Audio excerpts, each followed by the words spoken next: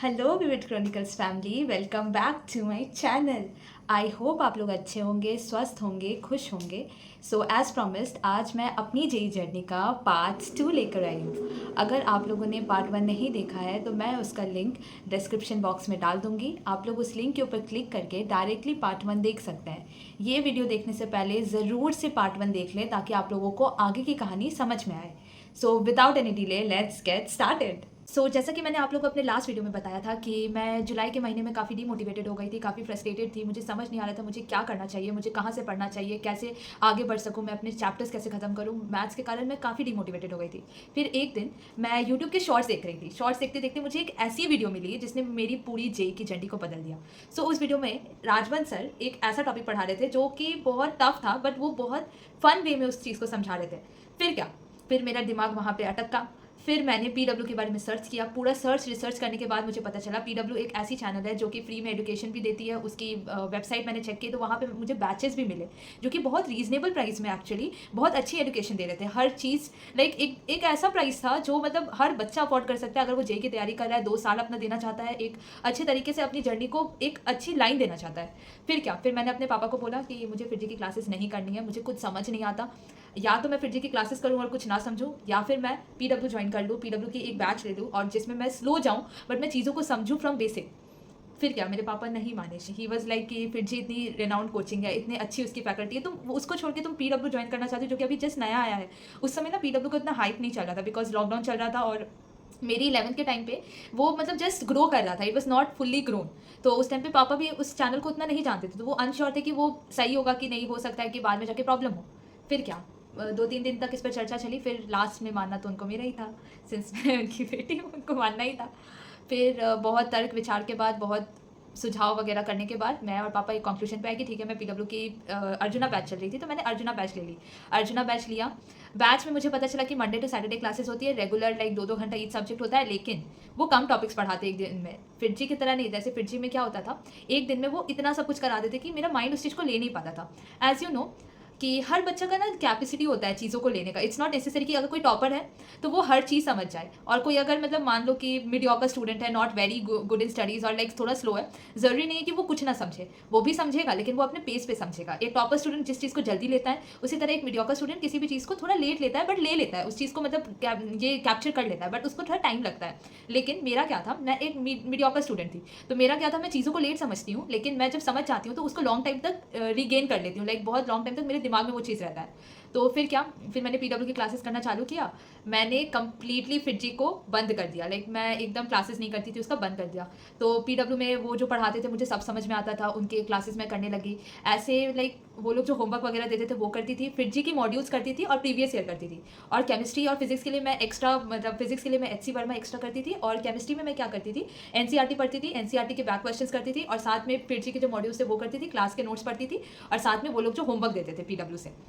ये चीज़ें मैंने 1 साल तक ऑलमोस्ट की। मेरा 11th खत्म हुआ, 12th का हाफ गया। मैं चीज़ों को आराम से ले रही थी, मतलब कुछ टॉपिक्स मेरे स्ट्रॉन्ग थे काफ़ी, कुछ टॉपिक्स मेरे वीक थे, ऑफकोर्स होते हैं बिकॉज सिलेबस बहुत वास्ट होता है, यू नो। सिलेबस वास्ट होने के कारण कुछ टॉपिक्स आप बहुत अच्छे से कर लेते हो, कुछ टॉपिक्स आपके थोड़े वीक रह जाते हैं, बट कोई ना वो कोप अप लास्ट तक हो जाता है कि कौन से टॉपिक्स तुम्हारे स्ट्रॉन्ग है तो उस पर ज़्यादा फोकस, और जो टॉपिक्स थोड़े वीक है उस पर थोड़ा कम फोकस।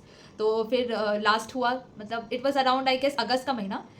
उस दिन कुछ ऐसा हुआ जो आप सोच नहीं सकते, जिसने मुझे फिर से इतना डिमोटिवेट किया, इतना ज़्यादा डिमोटिवेट किया। मेरी लास्ट वन ईयर की जर्नी को उसने डाउट पे डाल दिया कि पता नहीं मैं जो कर रही थी वो सही कर रही थी, गलत कर रही थी, आई डेंट नो। बट आगे जो हुआ उसको जानने के लिए बने रहे। आप लोग सोच रहे होंगे कि ऐसा क्या हुआ जिसने इसे फिर से अब सेल्फ डाउट में डाला, फिर से इसके दिमाग में कन्फ्यूजन आया। तो बेसिकली हुआ क्या था, मेरा एक कज़न है जो कि कोटा में पढ़ रहा था उस टाइम पे, और वो एलन में था। तो वो काफ़ी अच्छा था पढ़ाई में, मतलब काफ़ी अच्छा। उसके उसके जितनी प्रिपरेशन मेरी नहीं थी, बट उससे कम थी, बट ठीक थी। तो उसने उस दिन मुझसे कॉल पे पूछा कि जानवी तेरी तू कितनी मॉक टेस्ट देती है, मंथली देती है, वीकली देती है, या फिर क्वार्टरली देती है, कैसे देती है। तो आई वॉज लाइक मैं महीने में 1-2 दे देती हूँ। फिर उस पर उसने बोला कि यहाँ पे कोटा में ऑलमोस्ट लोग हफ्ते में 2-3 मॉक देते हैं, प्रिपरेशन भी करते हैं, साथ में मॉक देते हैं, भले उनका प्रिपरेशन हो पूरा सिलेबस या ना हो, पूरा सिलेबस का देते हैं। एंड उससे बात करने के बाद जब मैंने फ़ोन रखा, मेरे को लगा सदमा। मेरे को लगा मैं सारी चीज़ें कर रही हूँ, प्रैक्टिस कर रही हूँ, होमवर्क्स कर रही हूँ, किताबें लगा रही हूँ आराम से। उसके बाद फिर प्रीवियस ईयर मेरे से बन रहे हैं, लेकिन मैं टेस्ट जो कि सबसे इंपॉर्टेंट है, एक जेई प्रिपरेशन में test is the most important thing, because it analyses your hard work, it also analyses कि तुम्हारी कौन सी वीक सब्जेक्ट्स है, कौन सी वीक पॉइंट्स है, कौन सी वीक टॉपिक्स है, ऑल्सो तुम्हारा स्ट्रॉन्ग क्या है। एंड वो चीज़ मैं नहीं कर रही थी। फिर क्या, फिर मुझे काफ़ी सेल्फ डाउट हुआ कि मैं 1.5 साल से क्या सही मेहनत कर रही हूँ, 1-1.5 साल से मैं क्या सही चीज़ें कर रही हूँ, क्योंकि मेरे से पहले ना कोई जेई का तैयारी मेरे घर में नहीं किया था। I was the first generation in my house was going to be engineer. So ये चीज़ें हुई मेरे साथ। मैंने पापा को बोला ये चीज़ कि मेरे को टेस्ट देना है, फिर का ही देना है, क्योंकि फिर का मैंने सुना था टेस्ट अच्छा होता है और उसमें कंपटीशन पता चलता है। तो मैं फिर से रिज्वाइन की। फिर में था ही मेरा, लेकिन मैं चाहती नहीं थी। तो टेस्ट सीरीज़ के लिए मैं जाने लगी। महीना में 2-3 दिन गई मैं। उसके रिजल्ट आए सितंबर, मेरे बर्थडे के दिन। उस दिन तो जो हुआ आप सोच नहीं सकते। मेरे को मिले थे 60 marks out of 300। You can imagine, paper है 4 महीने में और मेरे को आ रहे हैं 60 मार्क्स। यू कैन इमेजिन मेरा क्या हाल हुआ होगा। मुझे अलग लेवल का ओवर थिंकिंग, अलग लेवल की मुझे स्वेटिंग हो रही थी। मतलब आई वॉज एकदम, मैं डिलेमा में थी कि मुझे अब क्या करना चाहिए। लास्ट 4 महीने में मैं क्या ही कर लूँगी। मुझे डाउट हो रहा था कि मैंने 11th भी ठीक से किया है कि नहीं, मैं 12th के आगे के टॉपिक्स ऐसे खत्म करूँगी जब मेरे 12th के शुरू के टॉपिक्स क्लियर नहीं है। शायद 11th ही मैंने बर्बाद कर दिया, ये कर दिया, वो कर दिया। मैं यूट्यूब पे फिर से मोटिवेशनल वीडियोस देखने लगी, बैठे बैठे देखने लगी कैसे जल्दी सिलेबस खत्म करें। मैंने मम्मी को बोला कि मेरे से नहीं होगा। मैं ये तो ठीक था, यहाँ तक सेल्फ डाउट खुद के ऊपर ठीक था। मुझे तो खुद पे ये भी डाउट होने लगा मैं 12th पास कर पाऊंगी कि नहीं। मतलब इतना ज़्यादा over thinking, like you won't believe, मैं ओवर थिंक बहुत ज़्यादा करती हूँ। बट उस मौके पे लाइक वो 1.5 महीना, सितंबर के बाद 1.5 महीना मेरा ओवर थिंकिंग में गया।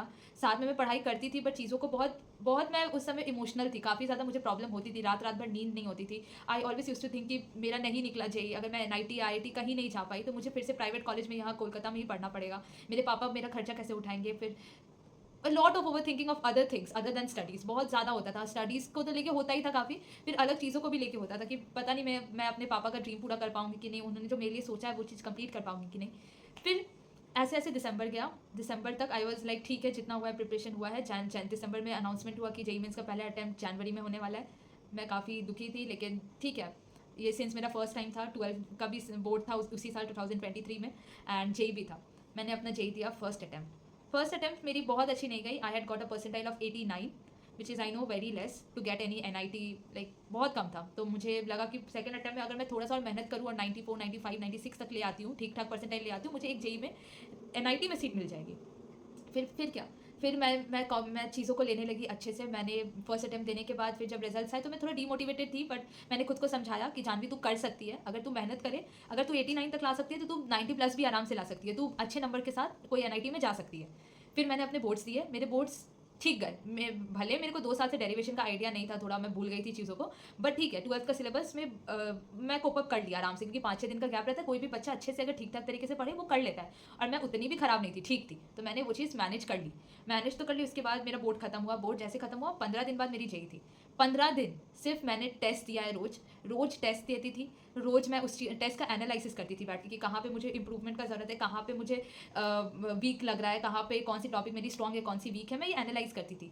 जैसे जैसे दिन पास आ रहा था मैंने चालू किया। रिविजन जितना हो सकता मैं सुबह उठ के रिवाइज करती थी, रात रात भर पढ़ती थी। भले ओवर थिंकिंग थोड़ा होता था उस टाइम पे, लेकिन उस समय इतना हेक्टिक हो गया था ना, इतना दिमाग प्रेशर में था कि नहीं, उतना ओवर थिंक नहीं जा रहा था। ठीक है, मैं चीज़ों को ले रही थी ठीक तरीके से। फिर आता है अप्रैल में था सेकेंड अटैम्प्ट। मैंने अपना सेकेंड अटैम्प्ट दिया। मेरा सेकेंड अटैम्प्ट काफ़ी अच्छा गया, थैंकफुली भगवान के दया से काफ़ी अच्छा गया। फिर क्या, उसके रिजल्ट्स आए। I got a decent JEE marks and a decent rank, जिसने मुझे NIT दिलाया। आई केम, भले मुझे ब्रांच अच्छी नहीं मिली, बिकॉज सिंस यू नो मैं जनरल कैटेगरी से हूँ, तो बस एक डिसेंट रैंक के साथ मैं NIT अगरतला आई। एंड बस that was all about my JEE journey ने मुझे लाइक 2 सालों में 3 से 4 चीज़ें सिखाई हैं। एक, कभी भी गिव अप मत करना। अगर तुम किसी चीज़ में वीक भी हो ना, और तुम्हें लगे कि तुमसे ये चीज़ नहीं होगा, लेकिन गिव अप मत करना। उस चीज़ के ऊपर अगर तुम लगे रहोगे ना, तो तुम वो चीज़ को पार कर सकते हो। जिस दिन तुमने खुद को सोच लिया ना कि तुम लूज़र हो, तो तुम लूज़र हो। लेकिन अगर तुमने उस चीज़ को नहीं सोचा और खाली बढ़ते चले गए, बढ़ते चलो, अगर बढ़ते चले गए तो कुछ ना कुछ अच्छा हो ही जाता है। मेरा यही मानना है। मैं एक बहुत मीडियोकर स्टूडेंट थी। I was never a topper, like up to 10th standard also I have got decent marks, I have got decent, like everything मेरा डिसेंट रहा है। बहुत हाई फाई स्टूडेंट मैं नहीं रही हूँ कभी भी। बट जब मेरा जेई क्लियर हुआ ना, आई कुड सी मेरे पेरेंट्स बहुत खुश थे, because I was the first generation जो कि कॉलेज जाने वाला था, जो कि इंजीनियरिंग करने वाला था। मेरे मम्मी पापा उतना एडुकेटेड नहीं है, but I was the first one in the family who was going to a college, who was going to NIT। So that was a very big achievement on my part. I was very happy about it. और second चीज़ जो मैंने JEE journey से सीखी है ना, कि भगवान पे भरोसा रखो। मानती हूँ, बहुत लोग बोलते हैं कि हम उतने आस्तिक नहीं हैं, हम उतना भगवान में नहीं मानते, भगवान दिखते थोड़े हैं। बट मैंने ना एक चीज़ मतलब 2 साल में महसूस की है कि अगर तुम किसी चीज़ के पीछे लगे हुए हो ना, तो भगवान भी वो चीज़ ज़रूर देखता है और वो चीज़ देखता है और वो तुम्हारी बात भी सुनता है। अगर तुम मान लो तुम्हारा दिन बहुत ख़राब चल रहा है और एक बार तुम भगवान को हाथ जोड़ के मतलब एक बार प्रे कर लो ना कि भगवान प्लीज़ अभी बहुत सिचुएशंस ख़राब जा रही हैं, तो आप प्लीज़ देख लेना, वो सुनते हैं। अगर तुमने हार्ड वर्क किया है, अगर तुमने सचमुच उस चीज़ के पीछे पीछे मेहनत की है, 50 to 60% तुम्हारा हार्ड वर्क होता है, 20 to 30% तुम्हारा बिलीव होता है कि तुम अपने ऊपर कितना बिलीव कर रहे हो, भगवान के ऊपर कितना बिलीव कर रहे हो। आई एम नॉट प्रमोटिंग कि भगवान के ऊपर हर कोई मानो, बट उस पावर के ऊपर मानो कि अगर तुम मेहनत कर रहे हो तो भगवान भी वो चीज़ देखता है और उसका तुमको फल ज़रूर मिलेगा। भले अभी नहीं मिलेगा, लेकिन कभी ना कभी किसी फील्ड में जाओगे, कहीं ना कहीं जाओगे, तुमको ज़रूर इस चीज़ का फल मिलेगा। So this is all I have learned from my J journey, and this is all I want you guys to learn कि never give up, always stay motivated, try to be positive throughout your journey, और उस journey से ऐसा lesson लो कि तुमको life time वो याद रहे। वो जर्नी तुम इतनी मेमोरेबल बनाओ कि तुमको बाद में भी लगे कि भले वो ओवर थिंकिंग फेज था, वो डिप्रेशन वाला फेज था, वो सेल्फ डाउट वाला फेज था, बट उसने तुम्हें स्ट्रॉन्ग बनाया। उस जर्नी ने मुझे काफ़ी स्ट्रॉन्ग बनाया। मैं जो थी ना 2 साल पहले, वो अब नहीं हूँ, और जो अब हूँ ना, may be in the future मैं नहीं होंगी, बेटर वर्जन होंगी खुद का। सो that was all about my J journey. I hope आप लोग को मेरा ये पूरा वीडियो, पूरा सीरीज पसंद आया होगा, पार्ट 1 एंड पार्ट 2 अगर आप देख रहे हो पूरा, तो आप लोग को आई होप आप लोग को अच्छा लगे। एंड ऐसे ही मेरे को सपोर्ट करते रहे, मेरे को ऐसे वीडियोस बनाना बहुत पसंद आ रहा है, एंड आगे मैं और भी काफ़ी वीडियोस डालूंगी इंटरेस्टिंग टॉपिक्स के ऊपर। आई होप आप लोग को वो टॉपिक्स अच्छे लगे, and stay tune for my next videos. Bye guys.